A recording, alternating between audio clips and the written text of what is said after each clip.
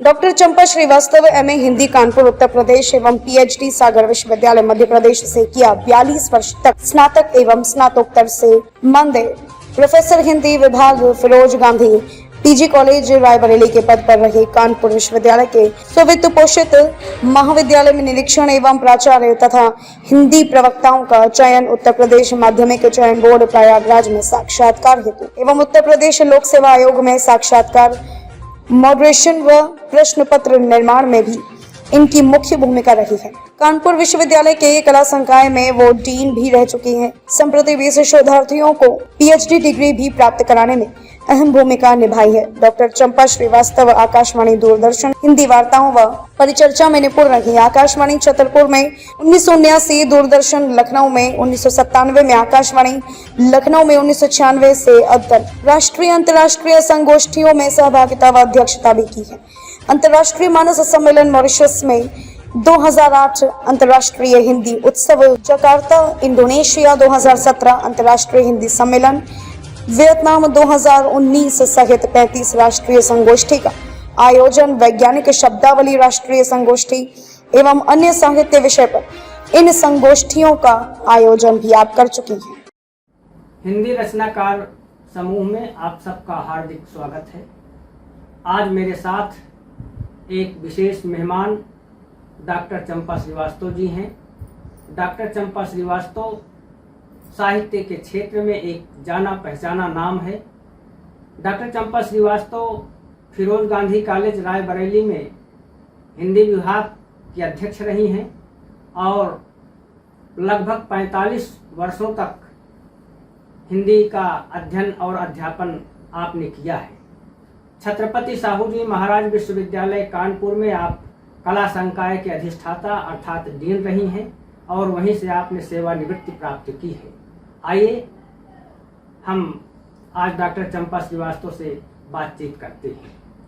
Madam, आपसे मेरा प्रश्न यह है कि लगभग 50 या यूँ कहें कि 60 वर्षों से आप साहित्य के क्षेत्र में साधनारत हैं और इसकी एक विशेष पृष्ठभूमि भी आपके साथ में जुड़ी हुई है।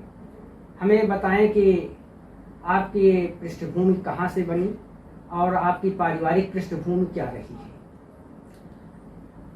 बहुत अच्छा प्रश्न किया है आपने। जब मैं क्लास 6 में थी, 6वीं क्लास में जब मैं थी, मेरे पिताजी सवेरे 4 बजे उठ करके हम लोगों को पढ़ाया करते थे और पढ़ते पढ़ते जब हम लोग ऊब जाया करते थे तो वो हिंदी की कोई कविता सुनाया करते थे। कभी पर्यावरण पर, कभी संवेदना पर, कभी समाज पर, कभी राष्ट्र पर, कभी देश पर, कभी परिवार पर। वो एक न एक कविता रोज हम लोगों को सुनाया करते थे। हम लोगों के मन में हिंदी के प्रति जो था वो अनुराग वहीं से हमारे पिताजी ने इस तरह से उत्पन्न कर दिया कि वो बढ़ते बढ़ते आज समय ऐसा आया कि फिर मैं पत्रिकाओं में लिखने लगी, किताबों में आर्टिकल लिखने लगी, दैनिक जागरण में मैं जो साहित्यिक पुनर्नवा आता है उसमें लिखने लगी और अपनी कविताओं के माध्यम से, कभी आर्टिकल के माध्यम से, कभी लेखों और साहित्यिक चर्चाओं के माध्यम से लिखते लिखते फिर मेरे मन में आया कि मैं क्यों ना उसको पुस्तकाकार रूप भी दूं। जब मैं आकाशवाणी लखनऊ में रिकॉर्डिंग के लिए जाती थी या दूरदर्शन में साहित्यिक परिचर्चा के लिए लोग बुलाते थे तो उन्हीं लेखों को मैं सोचती थी, उन्हीं लेखों को मैं कभी कभी मेरे मन में आता था कि क्यों ना इनको मैं पुस्तक के रूप में भी परिवर्तित कर दूं। वहीं से मुझे प्रेरणा मिली, हिंदी के प्रति अनुराग उत्पन्न हुआ और मैं पुस्तकें लिख करके हिंदी की सेवा करने में अपने को अग्रणी भूमिका निभाने लगी। आपकी पहली रचना कौन सी थी? आपने कब लिखा और व्यवस्थित लेखन आपका कहाँ से शुरू हुआ और इस क्षेत्र में आप किसे अपना प्रेरणा स्रोत या गुरु मानती हैं? मेरी पहली रचना है, मैं लघु कथाओं को बहुत अच्छा समझती हूँ क्योंकि आजकल मनुष्य के पास विज्ञान के इस युग में समय की बहुत कमी है। तो मैं छोटी छोटी लघु कथा जो मेरे जीवन में घटी थी घटनाएं, चाहे साहित्य के क्षेत्र में हो चाहे परिवार के क्षेत्र में हो, मैंने उन्हीं घटनाओं को लिखा और उन घटनाओं को लेकर के मैंने 2 लघु कथा संग्रह लिखे। और अब तक आपकी मैडम कितनी पुस्तकें प्रकाशित हैं और आपने किन किन विधाओं में लेखन कार्य किया है? इस समय मेरी 12 पुस्तकें प्रकाशित हो चुकी हैं। 3-4 पुस्तकें संपादन की हैं, शेष मेरी मौलिक हैं। और मैंने निबंध विधा में लिखा, कहानी विधा में लिखा, लघु कथाएं मैंने लिखी, काव्य संग्रह तो मेरा इंद्रधनुषी धड़कन एक ही आया है, लेकिन मैं ज्यादातर गद्य में ही लिखती हूँ। मेरा निबंध संग्रह आया, और जब मेरा निबंध संग्रह आता था तो लोग इतना उसके लिए प्रशंसा करते थे कि मेरे कई निबंध संग्रह हो गए। दुर्लभ कथा संग्रह हुए, लेकिन मेरी अभिरुचि जो है वो लघु कथाओं की ओर ही है। इसलिए ये छोटी छोटी घटनाओं के माध्यम से हम समाज को जो प्रेरणा दे सकते हैं, वो शायद मैं मानती हूँ कि लंबी कथाओं के माध्यम से नहीं दे सकते। वर्तमान समय में साहित्य के क्षेत्र में बहुत ढेर सारा परिवर्तन आ गया है। आप इस परिवर्तन को किस प्रकार से देखती हैं, और विशेष रूप से जब संचार क्रांति का युग आ गया हो तो यह साहित्यिक परिवर्तन को आप कहाँ तक स्वीकार करती हैं? देखिए, साहित्य में परिवर्तन यह आया, वो मैं ऐसा समझती हूँ कि यह स्वार्थ प्रियता के कारण आया। यह लगाव के कारण, हिंदी के प्रति यदि लगाव होगा, स्वार्थ प्रियता नहीं होगी तो निश्चल भाव से व्यक्ति लिखेगा।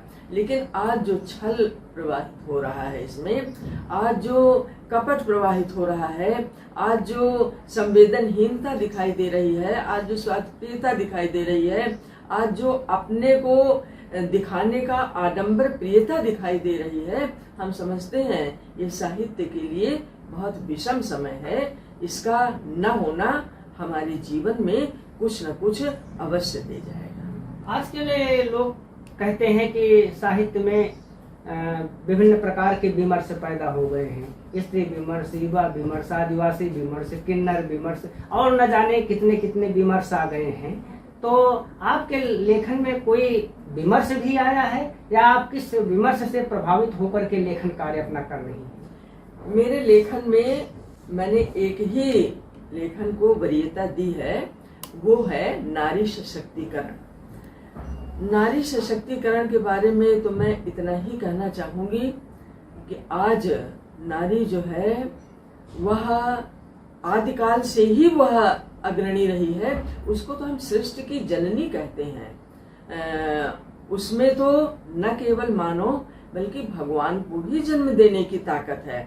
उसके बारे में तो मैं इतना ही कहती हूँ कि नारी अगर चाहे तो तकदीर बदल सकती है।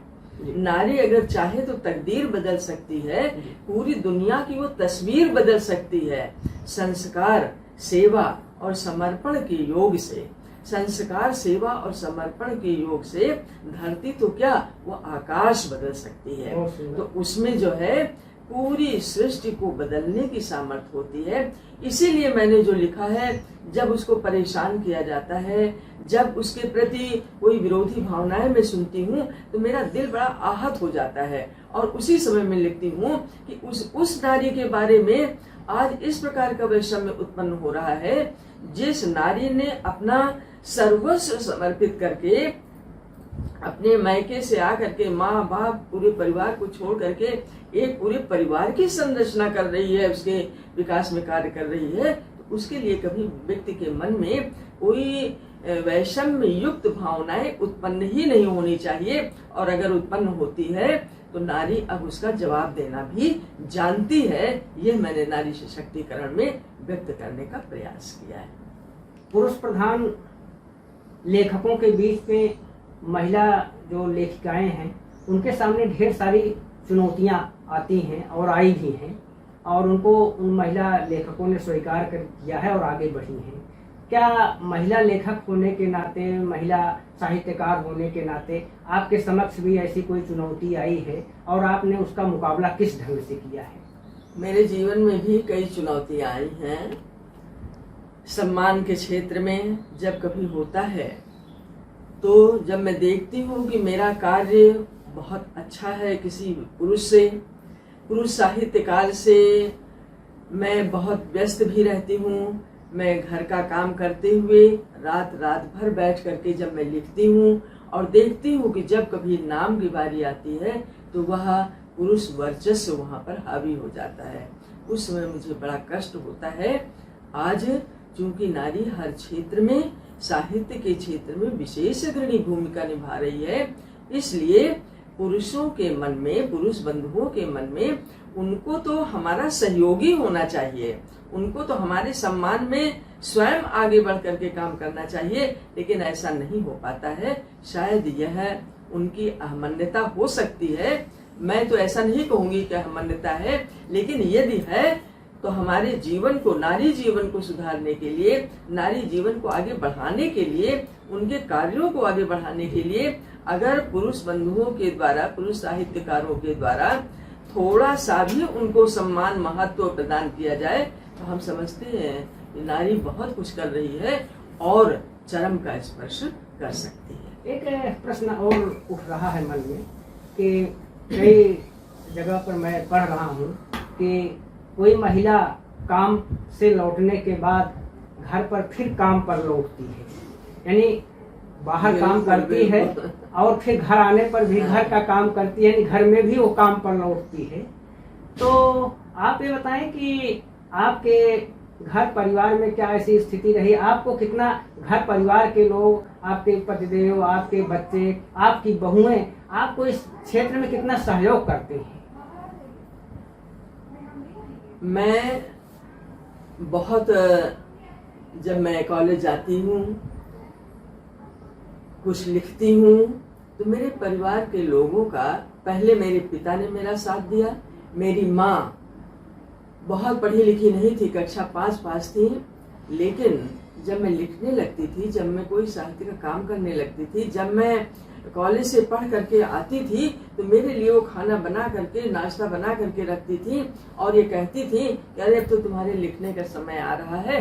और वो रात में, उस समय बिजली नहीं थी मेरे यहाँ, बहुत दिन की बात हो गई, वो लालटेन जला करके मेरे पास रख देती थी कि बेटा जब तुम पढ़ लेना, लिख लेना, हमको बताना, हम इसको बुझा देंगे। और जब मैं ससुराल अपने आई तो यहाँ पर मेरे पति डॉक्टर आर.बी. श्रीवास्तव, जो कॉमर्स विभाग में कार्यरत थे, अभी वो भी मेरे साथ रिटायर हुए हैं। मेरी सास जी, मेरे ससुर जी, मेरी ननद, मेरे बच्चे, मेरी बहुएं, सब लोग मिल करके इतना सहयोग करते हैं। शायद इन्हीं लोगों का समय जो देते हैं ये लोग, मुझे उत्साहित करते हैं ये लोग। जब मैं लिखने लगती हूँ तो मेरा छोटा पोता जो नमन है, वो कभी कभी कहता है कि बड़ी मम्मी आपको कितना होमवर्क दिया जाता है जो आप रात रात में बैठ के लिखती हैं। तो वो भी कहता है, मैं कहती हूँ बेटा थोड़ी देर अंदर ना आना तो मैं अपना होमवर्क कर लूँ जरा।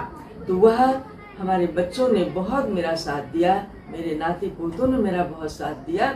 शायद इसी वजह से मैं इतना सृजन कार्य कर सकी और कर रही हूँ। साहित्य में ढेर सारी विधाएं चल रही हैं, आपको कौन सी विधा पसंद है साहित्य के क्षेत्र में और क्यों पसंद है? साहित्य के क्षेत्र में अभी मैंने बताया, लघु कथा का मैंने जिक्र किया। मुझे कहानी विधा बहुत पसंद है, गद्य में कविता भी पसंद है, पर कहानी विधा मुझे बहुत पसंद है। इसलिए कि कहानी में जिंदगी के किसी एक पक्ष का मूल्यांकन किया जाता है और उस एक मूल्यांकन को, एक विसंगति को या एक संगति को बड़े ही विस्तार के साथ बताने का प्रयास किया जाता है।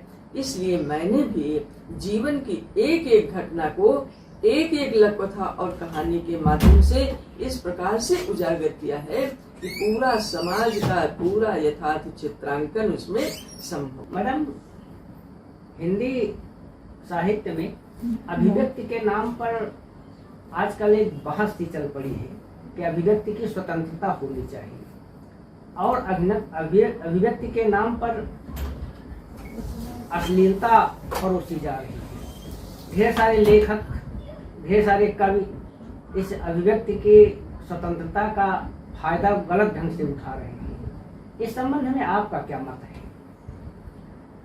जिस साहित्य को हम अपने ड्राइंग रूम में न रख सकें, जिस साहित्य को हम अपने बच्चों के सामने न पढ़ सकें, ऐसा साहित्य लिखने का क्या अर्थ होता है? देखिए, ऐसा है कि हर परिवेश जो होता है ये बहुत महत्वपूर्ण होता है।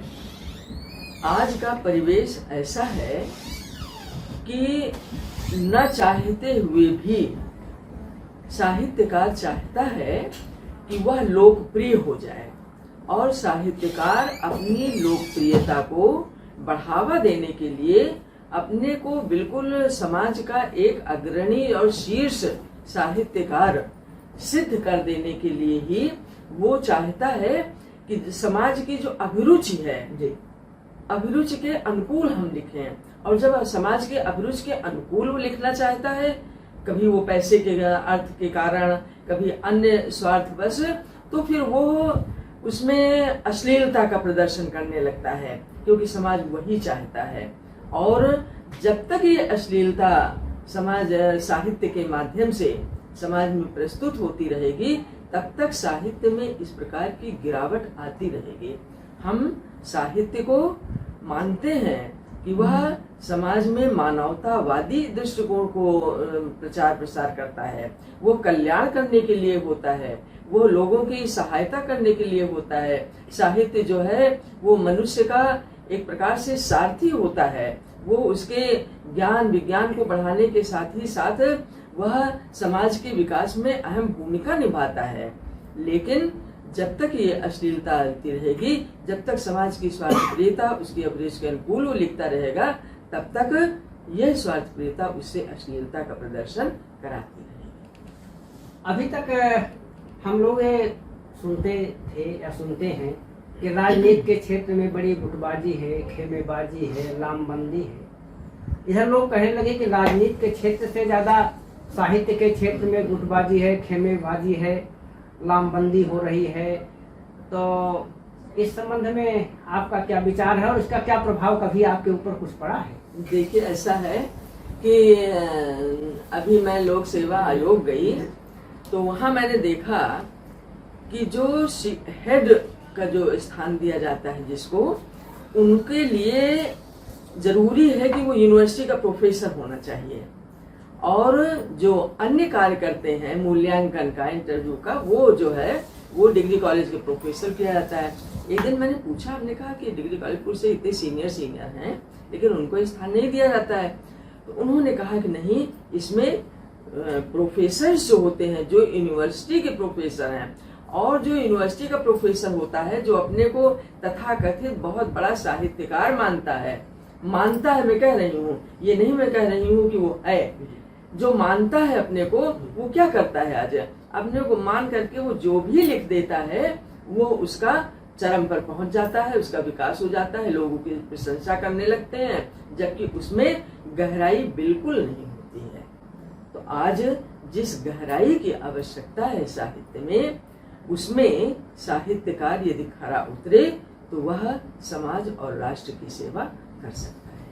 मत्स्य शरण गुप्त ने भारत भारती में लिखा, विशेष रूप से कविता के लिए, कि केवल मनोरंजन न कवि का कर्म होना चाहिए, उसमें उचित उपदेश का भी मर्म होना चाहिए। आपकी दृष्टि में कविता का क्या उद्देश्य होना चाहिए? ये देखिए, सर्वविदित है कि मेरा ही नहीं, कविता का उद्देश्य ही होता है कि वह मानव के संचेतना को, मानव की गहराइयों को, मानव की संवेदना को, मनुष्य के कल्याण को, मनुष्य के पूरे पर्यावरण को वह उजागर करके समाज के समक्ष प्रस्तुत करे। वही कविता का उद्देश्य होना चाहिए। मनोरंजन के लिए कविता नहीं होनी चाहिए।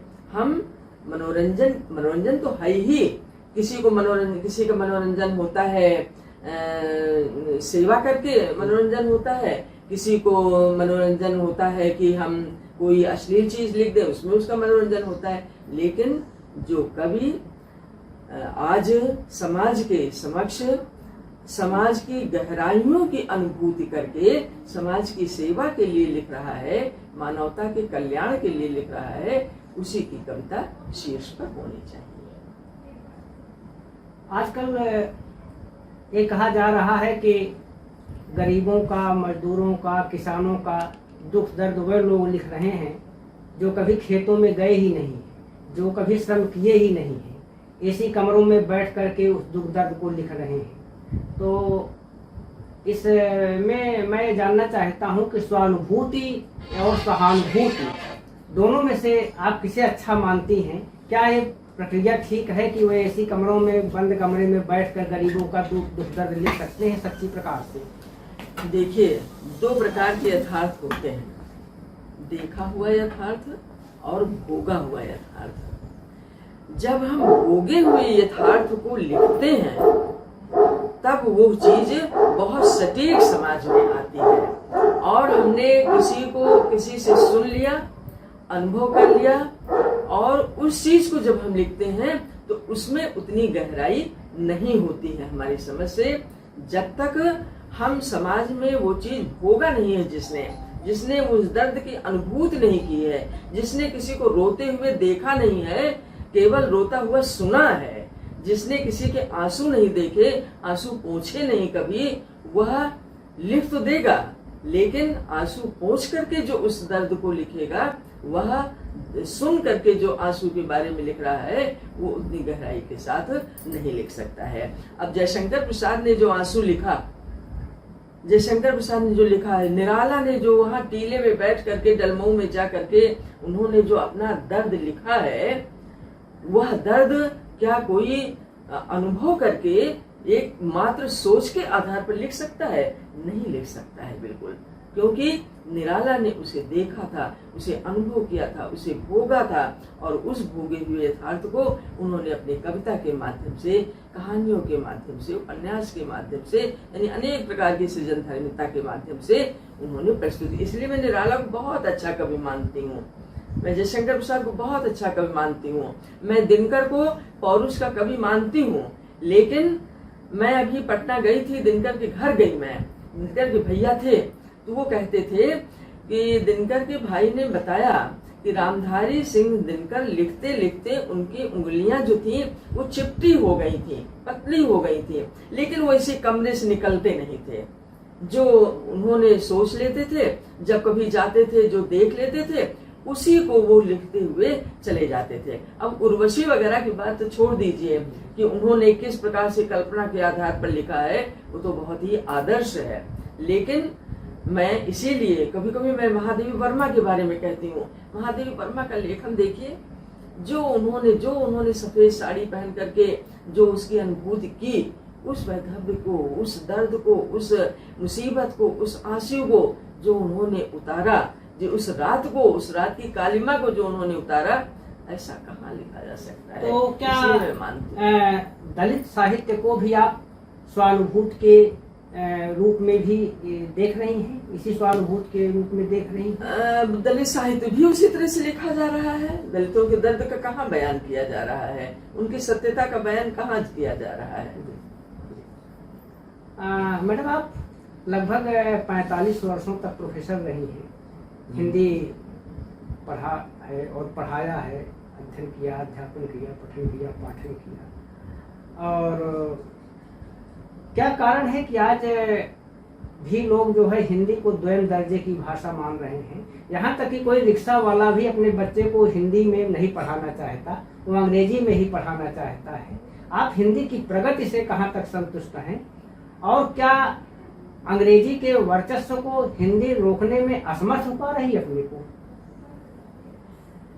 देखिए, हिंदी के बारे में तो मैं उसकी लोकप्रियता, हिंदी को मैं लोक सिद्ध भाषा मानती हूँ। हिंदी जो है मात्र एक भाषा नहीं है, वो हमारी मातृभाषा है। और हिंदी के माध्यम से जब हम अपनी भावना को, अपने उद्गार को व्यक्त करते हैं, तो हमारी राष्ट्रीय संचेतना की भाषा बन जाती है। वह हम मॉरिशस गए 2008 में। मॉरिशस जा करके हमने देखा कि जिस मॉरिशस में, विदेश में क्रियोल भाषा बोली जाती है, वहां पर जा करके मैंने देखा कि वहां पूरा हिंदी का साम्राज्य है। हिंदी के माध्यम से ही उन्होंने कहा कि गिरमिटिया मजदूर रूप में जब हम लोग यहाँ पर आए तो हम अपने बच्चों को ले जा करके पेड़ के नीचे बैठाते थे और राम और सीता की कहानियों के माध्यम से उनके प्रति, हिंदी के प्रति अनुराग उत्पन्न किया करते थे। तो हमारी हिंदी जो है वह निश्चित रूप से वैश्विक संचेतना की भाषा है। और हिंदी के बारे में तो मैं कहती हूँ कि हिंदी के ढाई अक्षर है हिंदी में, हिंदी के 2.5 अक्षर में है विश्व प्रेम का मूल मंत्र। हिंदी के 2.5 अक्षर में है विश्व प्रेम का मूल मंत्र। गतिमान इसी से होता है संस्कार, समर्पण, स्नेह तंत्र। हिंदी विकास की जननी है, हिंदी विकास की जननी है, मानवता की कल्याणी है। जिसको हिंदी से प्यार नहीं वह कैसा हिंदुस्तानी है। तो अगर हम यहाँ हैं तो हिंदी के प्रति हमारे मन में अनुराग उत्पन्न होना चाहिए। और यही नहीं, हम समझते हैं कि विदेशों में इस समय हिंदी को जितना बढ़ावा दिया जा रहा है वो शायद हम लोग अपने देश में उसको नहीं दे पा रहे हैं। अभी मैं पढ़ रही थी फिनलैंड का जो हेलसिंकी विश्वविद्यालय है, उस हेलसिंकी विश्वविद्यालय में एक प्रोफेसर हुए हैं, प्रोफेसर तातिक। प्रोफेसर तातिक ने बिल्कुल स्पष्ट शब्दों में कहा कि मेरा हिंदी के प्रति अनुराग प्रगाढ़ है और इस प्रगाढ़ता को कभी कोई समाप्त नहीं कर सकता है। उन्होंने हिंदी फिनिश कोश लिखा है और वो कोश प्रकाश में आ गया है, मैंने देखा उस कोश को। और उन्होंने कहा कि अब यहाँ पर शोध की कोई समस्या नहीं है। हिंदी में विदेशों में हिंदी पीठ की स्थापना है, बच्चों को हिंदी पढ़ाया जा रहा है। मैं तो नमन करती हूँ ऑस्ट्रेलिया की जो प्रधानमंत्री थी जूलिया गिलार्ड की। जूलिया गिलार्ड जी एक बार यहाँ पर आई और वो ये हिंदी पूरा सीख करके वहां से आई कि मैं भाई हिंदुस्तान जा रही हूँ। उन्होंने पूछा कि किसी से कि फिरोज गांधी डिग्री कॉलेज कहाँ है, हिंदी में बड़े शुद्ध शब्दों में उन्होंने पूछा। ऑस्ट्रेलिया की वो प्रधानमंत्री ने जिस व्यक्ति से पूछा उस व्यक्ति ने कहा आई डोंट नो, हिंदुस्तानी व्यक्ति ने। अब आप बताइए कि जब वो कह रहा है, एक हिंदी भाषी देश का व्यक्ति कह रहा है आई डोंट नो, इसलिए अपनी हिंदी बोलने में वो समझ रहा है कि हमारी कहीं बेइज्जती ना हो जाए, शर्मा रहा है वो हिंदी बोलने में। लेकिन वह विदेशी महिला जो है वो आ करके यहाँ पर किस प्रकार से हिंदी के माध्यम से, और जाते समय उन्होंने, मैं भी वहाँ पर थी, उन्होंने कहा कि अब मैं हिंदी को बढ़ावा देने के लिए अपने देश के साथ ही साथ मैं यहाँ पर बार बार आकर के यहाँ के लोगों की मानसिकता में यह हृदयंगम उनको कराने की कोशिश करूंगी कि आप हिंदी भाषी हैं, हिंदी के माध्यम से आप अपने बच्चों को पढ़ाइए, आप अपने परिवार को आगे बढ़ाइए, बाजार जाइए तब हिंदी बोलिए, दोस्तों के बीच में हिंदी बोलिए, और इस तरह से देखिए कि आप जब हिंदी बोलेंगे तो आपका नाम कितना शीर्ष पर होगा। तो मैं समझती हूँ ऐसा कि अब देश विदेश में हिंदी की गंगा तो चारों ओर प्रवाहित हो रही है। मोदी जी जब बोलते हैं तो इतने बढ़िया बढ़िया हिंदी के शब्द बोलते हैं, लोग उनकी तारीफ करते हैं, और कहाँ कहाँ विदेशों में जा करके उन्होंने हिंदी की पताका फहराई है। बस जैसे योगा दिवस के लिए है ना, कि जब तक नहीं हुआ था 21 जून जब मोदी जी ने निश्चित कर दिया, घोषणा कर दी कि 21 जून अब योगा दिवस के रूप में मनाया जाएगा, मनाया दिया। उसी तरह से हिंदी को जिस दिन घोषणा हो जाएगी सरकार की तरफ से कि अब हिंदी जो है वो वैश्विक भाषा होगी, जिस दिन ये घोषणा हो जाएगी उसी दिन हिंदी जो है वैश्विक भाषा के रूप में जानी और मानी जाने लगेगी। जब कोई व्यक्ति डॉक्टर चंपा श्रीवास्तव का नाम लेता है तो साहित्य के क्षेत्र में एक चमक और धमक पैदा होती है। आपने लगभग 14 देशों की विदेश यात्रा की है, हिंदी का ध्वज लेकर के घूमी है, हिंदी के प्रचार प्रसार के लिए अपनी वक्तृता दी है, अपनी वक्तृता से लोगों का मन मोहा है। इन सब के पीछे, इस सफलता के पीछे इसका श्रेय आप किसको देना चाहती हैं? अभी मैं वियतनाम गई थी। वियतनाम में दूतावास में हिंदी में कार्यक्रम था। 14 सितंबर को वहां मैं थी, मेरा उद्बोधन हुआ। मेरे पति पीछे दीर्घा में श्रोता के उसमें बैठे हुए थे। जब मैं बोली और जब दूतावास में मेरा नाम हिंदी में बोलने के कारण शामिल कर लिया गया तो सबसे ज्यादा जो खुशी हुई वो मेरे पति डॉक्टर आर.वी. श्रीवास्तव जी को हुई। उन्होंने कहा कि आज मैं बड़े गर्व की अनुभूति कर रहा हूँ कि मेरी पत्नी का नाम आज यहाँ पर विदेशों में दूतावास में भी आ गया है। अब मुझे बहुत ही हर्ष की अनुभूति हो रही है और हिंदी की सेवा करने के लिए जहाँ कहीं भी जाना होता है ये मेरे पति की ही प्रेरणा होती है। अगर कभी मैं पीछे भी हट रही हूँ, बाहर जाना है कि अरे भाई कहाँ जाएं, अभी सागर विश्वविद्यालय बुलाया गया, मैंने कहा भाई 1 सप्ताह का टाइम लगेगा आना जाना और वहाँ गोष्ठी अटेंड करना।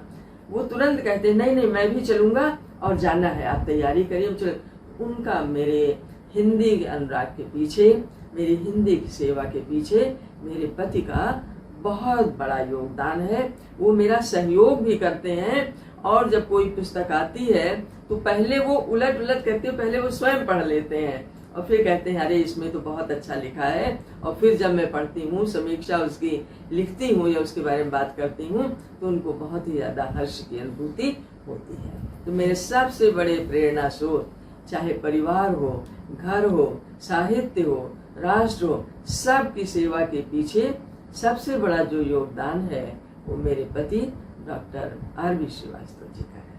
हिंदी में आजकल लिखा तो बहुत जा रहा है, लेकिन पाठकों की संख्या में कमी आ रही है। लोग कहते हैं कि पढ़ने वाले कम हो रहे हैं। क्या आप ऐसा मानती हैं कि गुणवत्ता में कमी होने के कारण हिंदी में पाठकों की संख्या निरंतर घट रही है?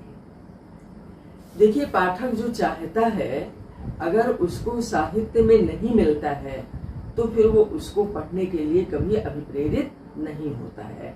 अभिप्रेरित तो पाठक तब होता है कि जैसे ही पुस्तक खोला, कोई प्रेरणादायक शब्द मिला, कोई शिक्षाप्रद चीज मिली, वैसे ही वो उसको पढ़ना प्रारंभ कर देता है। और फिर वो चाहे कहानी हो या उपन्यास हो। मैंने तो यहाँ तक देखा है कि उपन्यास मेरे पास कोई आया, मैंने देखा कि अरे इसका नाम है मातृभूमि, क्या है, क्यों रखा गया मातृभूमि इसका शीर्षक, और मैं आदि से लेकर के 2 दिन में पूरे 500 पेज का उपन्यास में पढ़ गई। लेकिन कभी कभी वहीं पर होता है कि कोई चीज अच्छी नहीं लगती है, पहले ही उन्होंने ऐसा शब्द लिख दिया है, पहले ही ऐसी अभिव्यक्ति उन्होंने कर दी है। वही जो अभिव्यक्ति की स्वतंत्रता की बात आपने की थी, उसी के तहत कोई ऐसी चीज लिख दी है, ऐसी घटना दुर्घटना लिख दिया है जिससे कि मन हट जाता है और पाठक उसको पढ़ने के लिए, मैं ही क्या, कोई भी पाठक उसको पढ़ने के लिए तैयार नहीं होता है। तो सृजन में जब कुछ होता है, सृजन में जब कुछ ग्रहण करने योग्य होता है, तभी उसको पाठक पढ़ता है।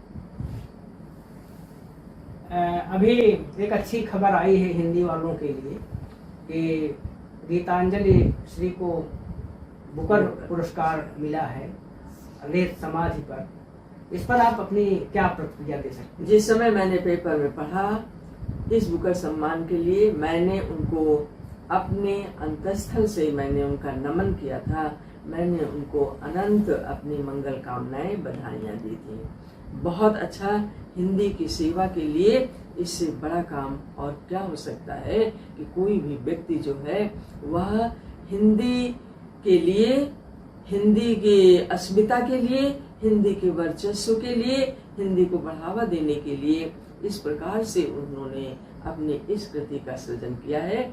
मैं उन्हें अपने दिल की गहराइयों से उनका नमन करती हूँ और उन्हें बधाइयाँ देती हूँ। उन्हें भगवान बहुत ऊर्जा दे, उनको आंतरिक ऊर्जा, ऊष्मा इतनी उनको मिलती रहे जिससे कि और हिंदी की सेवा करें। आजकल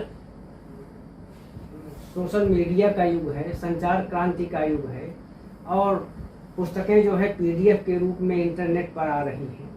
ऐसे में लगता है कि कुछ दिन बाद पुस्तकों को पढ़ने वाले लोग कम हो जाएंगे। आज भी पुस्तकालयों में खालीपन रहता है, कोई पढ़ने नहीं जाता है या बहुत कम लोग जाते हैं।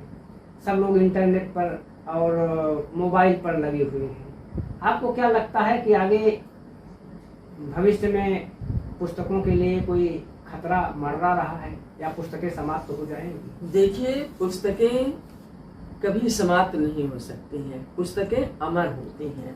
यह जो इंटरनेट है, यह जो गूगल है, यह व्यक्ति अपने से दूर कर सकता है, लेकिन पुस्तकें जहाँ रहती हैं वह व्यक्ति को कालजयी बना देती हैं।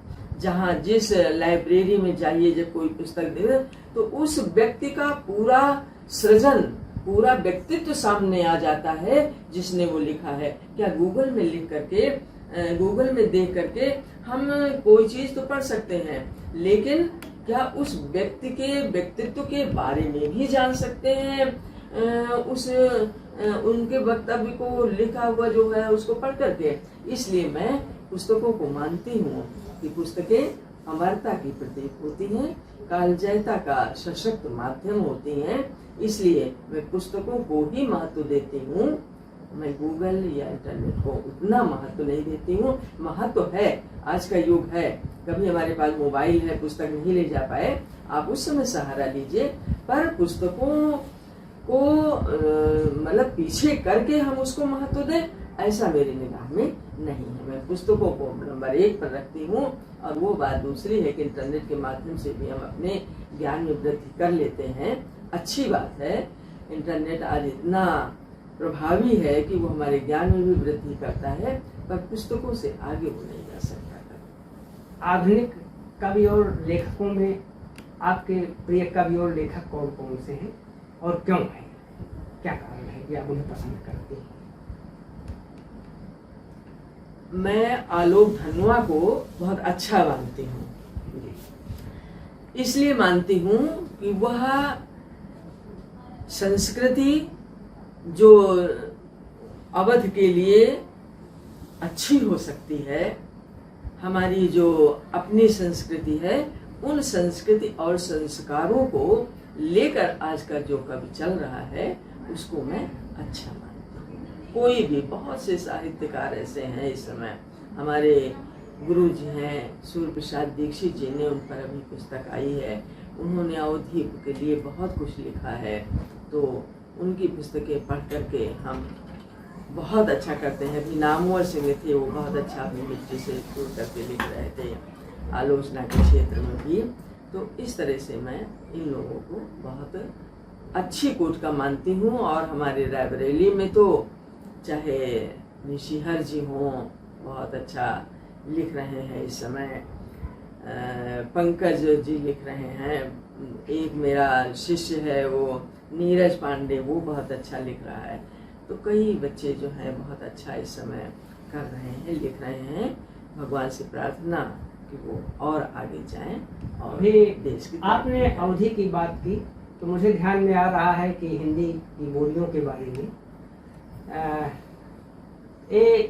हिंदी, क्या आप ये मानती हैं कि हिंदी को अगर समृद्ध होना है तो क्या जनपदीय बोलियों को समृद्ध होना चाहिए? बिल्कुल बिल्कुल, जनपदीय बोलियों के माध्यम से ही हम हिंदी को समृद्ध कर सकते हैं।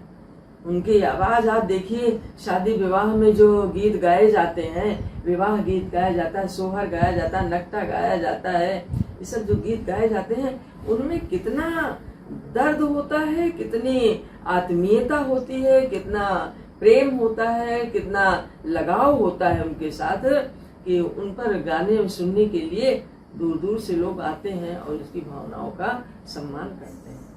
एक अंतिम प्रश्न है कि आप अपने पाठकों के लिए क्या संदेश देना चाहती हैं?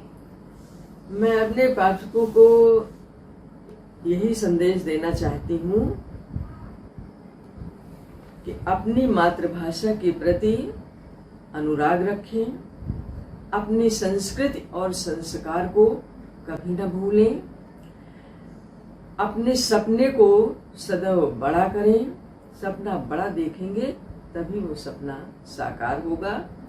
जो उन्होंने चाहा है, जो उनकी भावनाएं, इच्छाएं हैं, उनके अनुकूल कार्य करके जिस देश में उन्होंने जन्म लिया है, वे अपने देश की संस्कृति और संस्कारों को बढ़ावा प्रदान करते हुए राष्ट्र की सेवा में सदैव तत्पर रहें।